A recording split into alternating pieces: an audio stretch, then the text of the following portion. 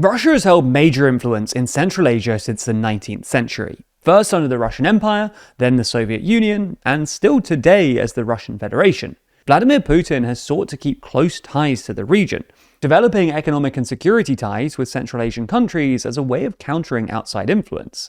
But since Russia's invasion of Ukraine, Putin's focus has been elsewhere.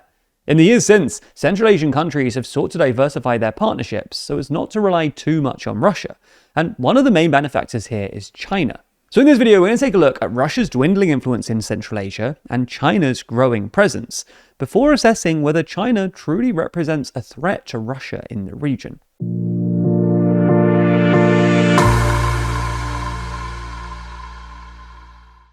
We require our writers to challenge their own assumptions, seek out counterarguments, and use objective, data-driven language. Learn more about our content neutrality policy in our official manifesto. It's linked in the description of every one of our videos.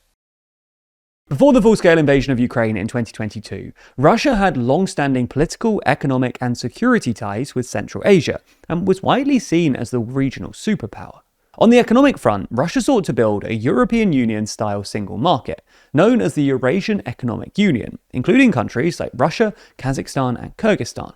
It was a way for Russia to build a counterweight to the European Union and economically reintegrate the post-Soviet space.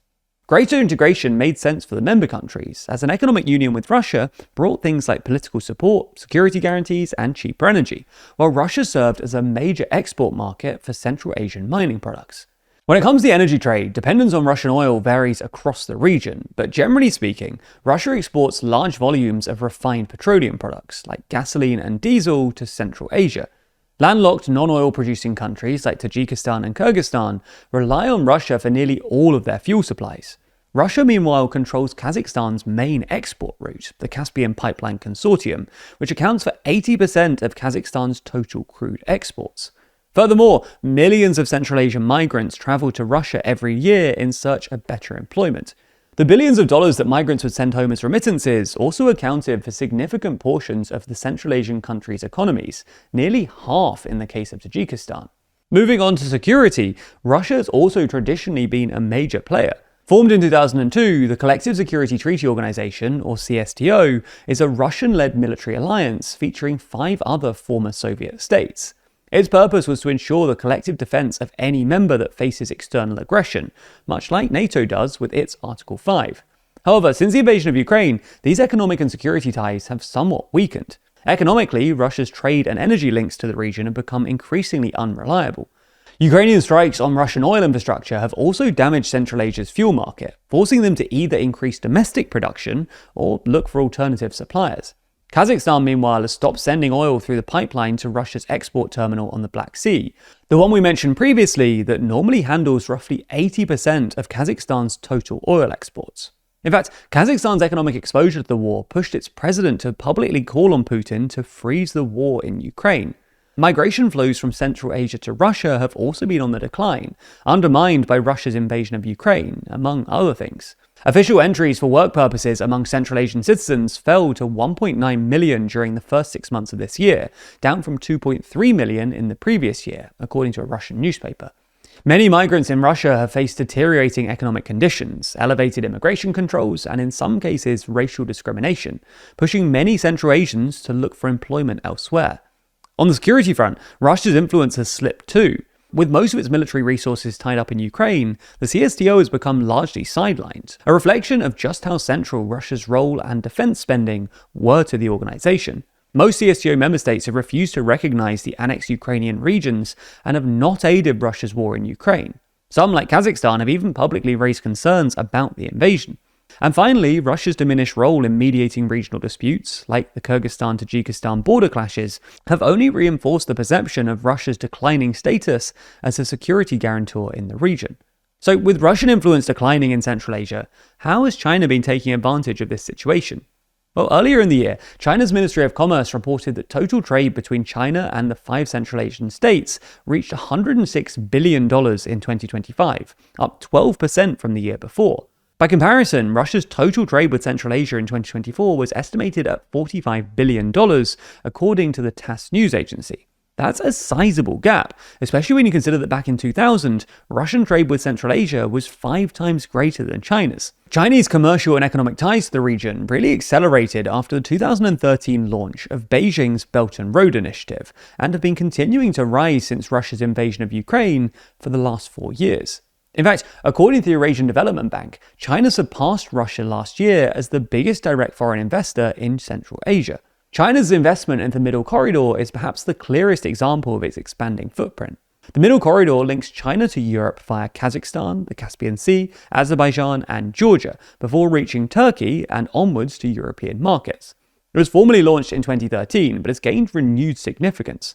The war in Ukraine has left the northern route via Russia exposed to Western sanctions targeting Moscow, as well as general war-related insecurity, which has fueled Chinese strategic interest in the Middle Corridor instead.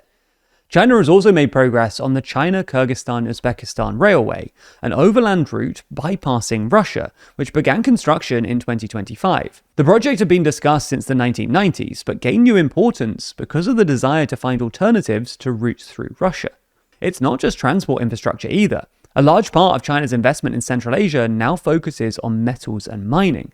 This goes beyond raw extraction, also including processing and refining, which demonstrates Beijing's efforts to embed Chinese-controlled supply chains in the region. In the clean energy sector, Chinese wind power and solar companies have signed hefty agreements across Central Asia. And that's just the economic side of it. Let's turn to security. Russia has long dominated as Central Asia's main supplier of military equipment, but since Russia's arms exports have plummeted amid the war in Ukraine, China has been able to enter the mix too. Reports last year, for example, suggested that Uzbekistan was acquiring Chinese fighter jets to replace aging Russian equipment. China's military exercises with Central Asian armed forces have also increased since 2014. Where Beijing once preferred to engage exclusively through the Shanghai Cooperation Organization, it now conducts more bilateral exercises. These have been with CSTO members such as Kazakhstan, Kyrgyzstan, and Tajikistan, and have largely focused on counter-terrorism. To be clear, China's main point of influence in this region is still largely economic, and in terms of conventional military presence, Russia remains far ahead. But China's growing focus on regional security is still worth noting. Ultimately, Russia is still a major player in the region. But China, with its investments in energy and transport networks and the gradual expansion of security ties, is slowly moving Central Asia away from its Russian orbit and towards its own. Now, this story about Kazakhstan's reduced oil exports, which we mentioned earlier, and are pushing the country's president to suggest freezing the conflict in Ukraine, is a constantly updating one, with more and more sources reporting on it. So it can feel like it's hard to keep up with the ever-changing media landscape. Right now, there are 45 sources currently reporting on it, with most of their coverage coming from the center.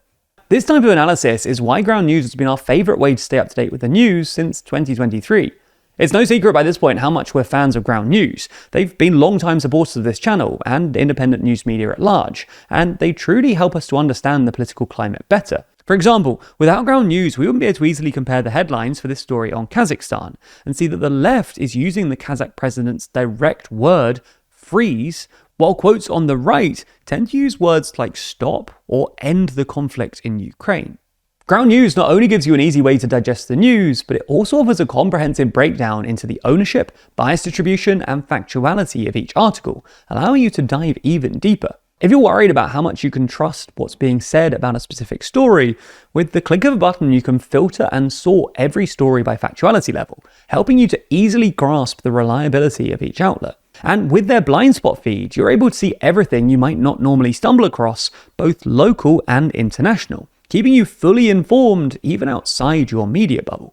Ground News is completely algorithm free too, so you're never forced into a narrative or told what to think. That's why we're partnering with them to offer 40% off their unlimited access Vantage plan. All you have to do is subscribe through the link in the description or go to ground.news/TLDR or scan the QR code on screen. And that way you'll be supporting an independent news platform working to make the media landscape more transparent.